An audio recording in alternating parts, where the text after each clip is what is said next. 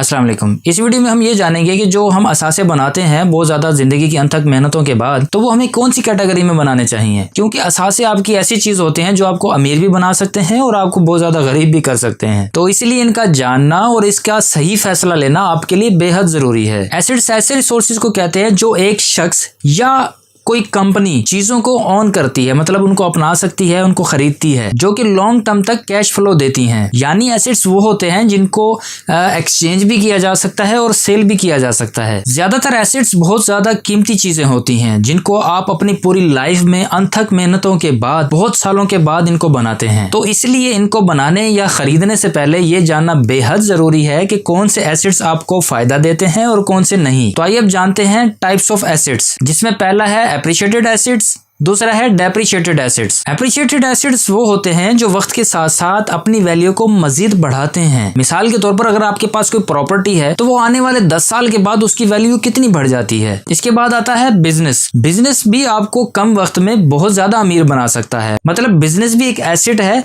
जो आपका appreciated asset है। इसी तरह अगर आपके पास गोल्ड है तो ये भी एप्रिशिएटेड एसेट में आता है, लेकिन ये लास्ट में आता है। जो सबसे पहले आता है वो आता है रियल एस्टेट, मतलब प्रॉपर्टी वगैरह, और दूसरे नंबर पे आता है बिजनेस। बाकी सब एप्रिशिएटेड एसेट्स बाद में आते हैं। अब आते हैं हम डेप्रिशिएटेड एसेट्स में। डेप्रिशिएटेड एसेट वो होते हैं जो वक्त के साथ साथ अपनी वैल्यू को डाउन करते चले जाते हैं। मिसाल के तौर पर कार भी एक डेप्रिशिएटेड एसेट है, मतलब ये वक्त के साथ साथ अपनी वैल्यू डाउन करती चली जाती है और इसके ऊपर आपका मंथली फ्यूल एक्सपेंस वगैरह, इन चीजों का खर्चा भी बढ़ जाता है। और तो और इसके चोरी होने का खतरा, इस पे एक्सीडेंट का खतरा, और ये बहुत ज्यादा रिस्क में आती है और इसी वजह से कार डेप्रिशिएटेड एसेट में आती है। इसके बाद हम बहुत ज्यादा लोग सोचते हैं एयर कंडीशन, मतलब एसी भी डेप्रिशिएटेड एसेट में आता है, क्योंकि सेम वही चीज, एक तो अपनी ये वैल्यू डाउन करता है और सेकेंडली आप भारी बिल पे करते हैं इसके पर मंथ, ये भी आपकी पॉकेट से पैसे निकालता है। इसके बाद मोबाइल, लैपटॉप, कंप्यूटर और जितनी भी टेक्नोलॉजी की चीजें हैं ऑलमोस्ट ये भी सब डेप्रिशिएटेड एसेट में आती हैं। फर्नीचर भी आपका एक गैर शाबाशी वाला असासा है, क्योंकि ये भी वक्त के साथ साथ टूट जाता है, खत्म हो जाता है। और आपके सेविंग अकाउंट भी डेप्रिशिएटेड एसेट है। यस, आपको नहीं मालूम होगा, ये जितना मार्केट में इन्फ्लेशन होता है उस हिसाब से आपको पैसे सेविंग अकाउंट नहीं देता,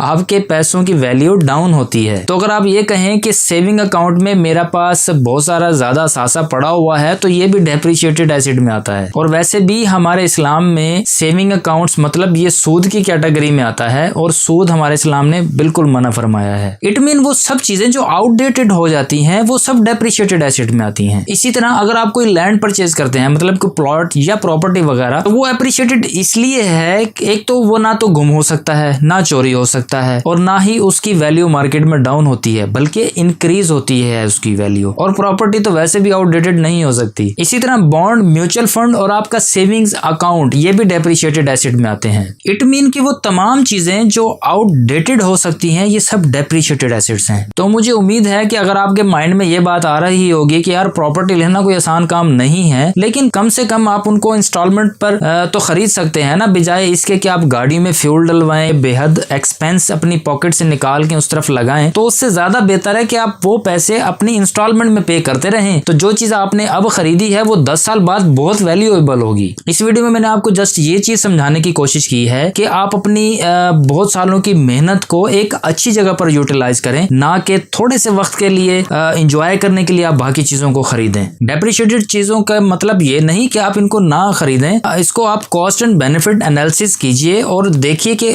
इनका आपको ज्यादा फायदा या ज्यादा जरूरत है तो जरूर इसमें इन्वेस्ट कीजिए। जस्ट मैंने आपको एक फर्क बताया है कि अगर आपको उन चीजों की जरूरत नहीं है तो आप एप्रिशिएटेड एसेट्स में जाएं, बजाय डेप्रिशिएटेड गरीब होने के अमीर बनिए। बहरहाल एसेट्स खरीदते वक्त आप कॉस्ट एंड बेनिफिट एनालिसिस भी कर सकते हैं। इंशाल्लाह उस पर भी मैं एक वीडियो बनाऊंगा जिसमें आपकी डिसीजन पावर बहुत ज्यादा स्ट्रॉन्ग हो जाएगी कि आपको कौन सी चीज खरीदनी चाहिए और कौन सी नहीं। ये आप बिजनेस में भी कर सकते हैं और पर्सनल लाइफ में भी कर सकते हैं। इस वीडियो में मैंने आपको जस्ट एक छोटा सा कॉन्सेप्ट समझाने की कोशिश की है कि आप अपने बहुत सालों की कमाई को एक अच्छी जगह पर यूटिलाइज कर सकें। तो इस वीडियो का कंक्लूजन ये निकला है कि डेप्रिशिएटेड एसेट्स आपको गरीब बनाते हैं और एप्रिशिएटेड एसेट्स आपको अमीर बनाते हैं। अब भी फैसला आपके आपके हाथ में ही है, आप जो चीज चाहें कर सकते हैं। लेकिन उम्मीद है कि ये छोटा सा कॉन्सेप्ट आपको क्लियर हुआ होगा और आपको पसंद भी आया होगा। पसंद आया तो लाइक कीजिए, सब्सक्राइब नहीं किया तो सब्सक्राइब कीजिए, और कमेंट में आप मजीद भी बता सकते हैं कि आप किस तरह के टॉपिक पर वीडियोस देखना चाहते हैं। इसी के साथ इजाजत चाहूंगा। मैं रफाकत वजीर। अल्लाह हाफिज। पाकिस्तान जिंदाबाद।